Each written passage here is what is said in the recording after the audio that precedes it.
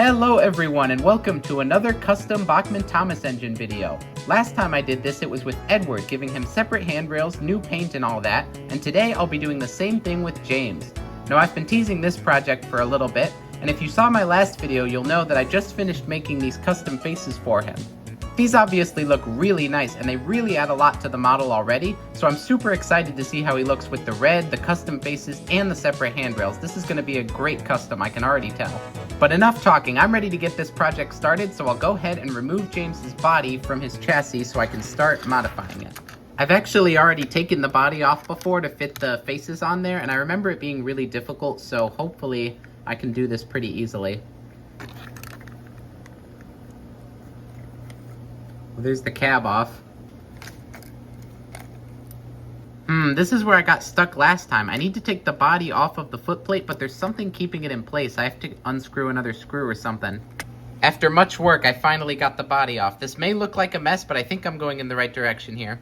Alright, this is really stupid. The footplate has a wire running through it that attaches to the chassis and the motor, but the way it's designed, there's no way to remove it. You have to have these all as one separate piece.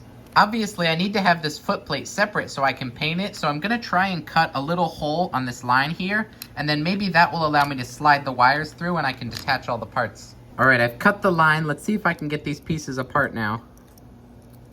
So I can just slide these through here, and then this can go through here, and oh, it just barely fits.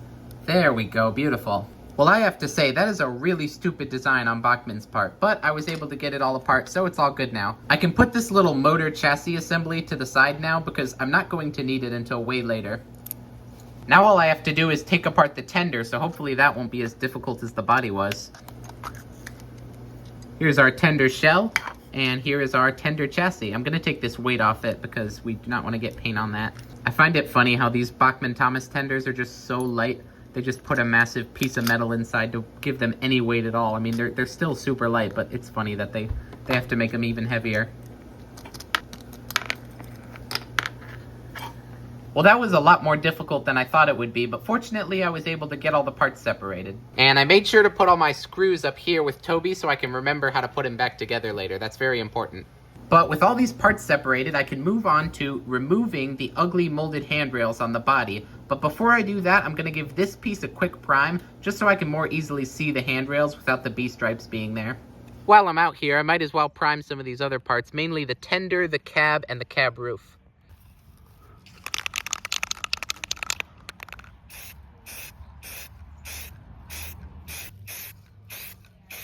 Here is our primed body, so I can get to work removing the handrails and the stripes using a mixture of this hobby knife and some sandpaper.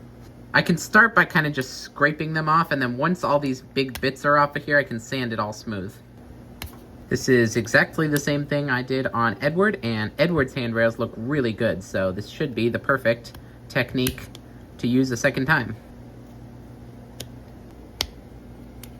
Here's what this looks like with all the different bits scraped off, so I can now go in with some sandpaper and just try and sand all this smooth. This is kind of the really boring part of the model where I just have to keep sanding it and priming it and sanding it some more until it's all perfectly smooth, but once this is done I can start working on the more fun parts of the model like the red paint and the handrails and all that.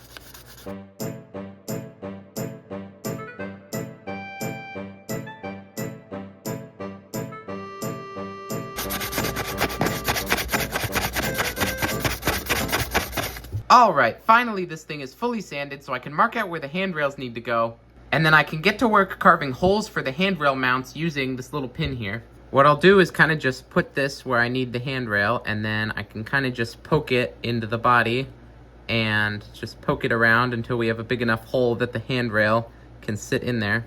I find it helps using a Lego brick as a sort of mini hammer, really helps you dig the holes easier. Here's our first handrail hole carved out, so I can just take my little tiny handrail mount here, put it in there, and then I can kind of just push it until it fits itself into there. There we go.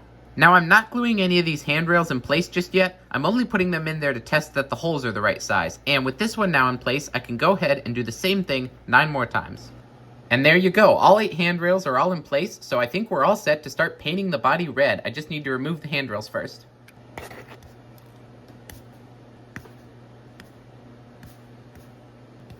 I'm going to give this body one more prime just to make sure everything is sanded and to make sure that the red paint will be even all around. And with that, we can go ahead and paint the body as well as the tender and the cab all in the red. Here is the paint I'll be using. This is Tamiya TS49 Bright Red, and I've seen a bunch of other people use this for James, so hopefully it will be exactly the right shade that I'm looking for. I've painted the tender and the cab here, but you can see we've got an issue. The B stripes are still visible through the red paint, which just means that I didn't use enough primer the first time, so I'm going to have to sand off this red paint and then prime the body again, and this time I'll do more coats, so hopefully the B stripes won't be visible anymore. Well, these are looking a lot better now. Honestly, they look fantastic. This shade of red is absolutely perfect. So I can go ahead and paint all the other pieces now. I'll do the cab roof in black, I'll do the footplate in gray, I'll do the bottom part of the tender in red, and then I'll do the body in red also.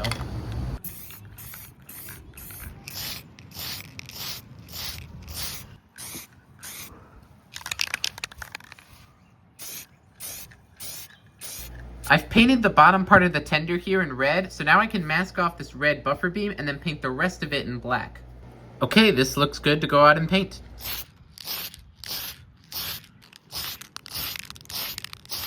I'll need to mask off the running board as well. I've already got the top part painted in white, so I can mask that off and then paint the sides in red.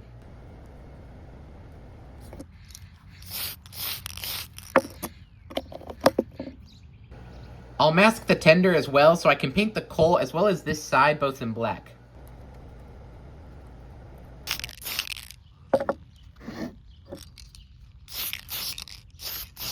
Now that all these parts have been painted, I get to do the very satisfying process of peeling off all this masking tape.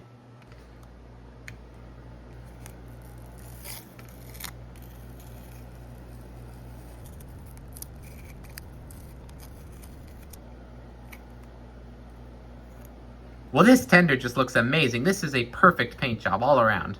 Now that I've got both the top and the bottom part of the tender fully painted, I should be good to just reassemble the entire tender.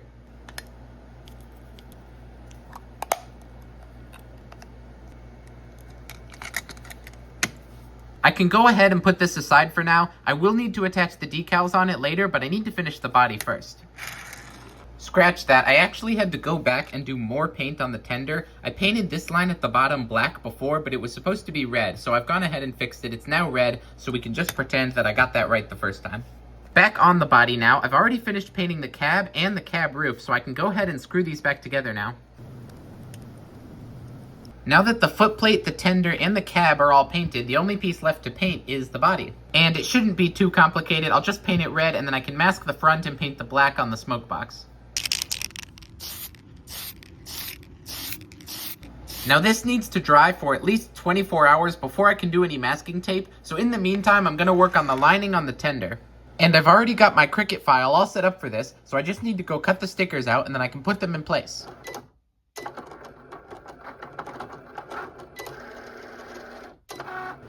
Here are our stickers. I'll just put them in place now.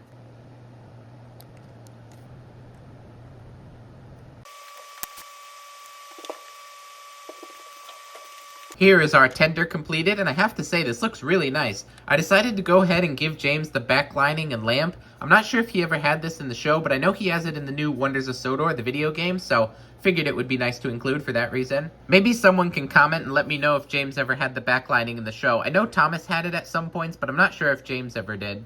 But anyway, since this is finished, I can go back and work on the body now. And this body shell should be ready to paint now, so let me go mask it and then I can go paint the black. There we go.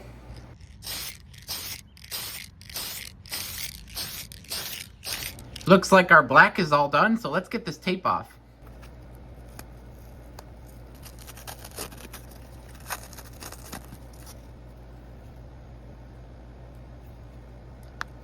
Alright, we're looking good here, so I can finish up by doing the gold on the dome.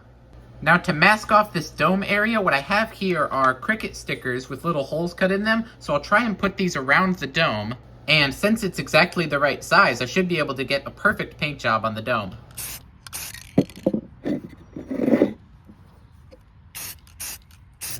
Looks like this is dry, so let's get the tape off of it.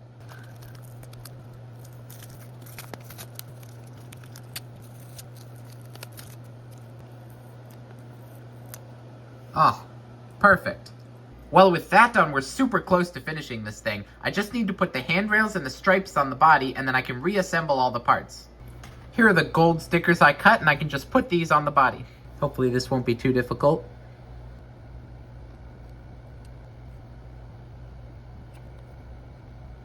Well, these are just looking fantastic. The shine on this gold sticker paper is so beautiful. It really works well for James. I'll real quick reattach the cab before I do the black stripes. With the cab on now, I can work on doing the black lining as well as the cab windows using some more gold stickers.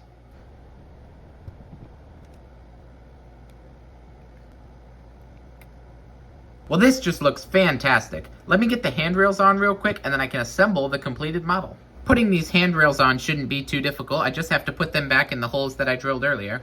There's the handrail mounts in place. I just need to put the wires in. And with these handrails now in place, it is finally time to assemble the completed Bachmann James Custom. Cue the music.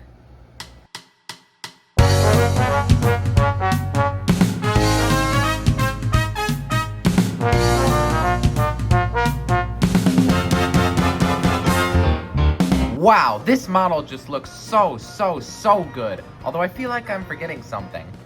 Oh yeah, the buffers. How could I forget the buffers? Genuinely though, this model looks so good. Every little detail is perfect, and I am so happy to finally have James the Splendid Red Engine in my collection. I really hope you enjoyed watching me make this custom. I had a lot of fun with it, even though it took a long time. But hey, I guess that's just how it is sometimes. I didn't do it because it was easy, I did it because I thought it would be easy. Which it definitely was not. But hey, with an end result this good, I could not be happier. So thank you all so much for watching, and I will see you in the next one. Bye!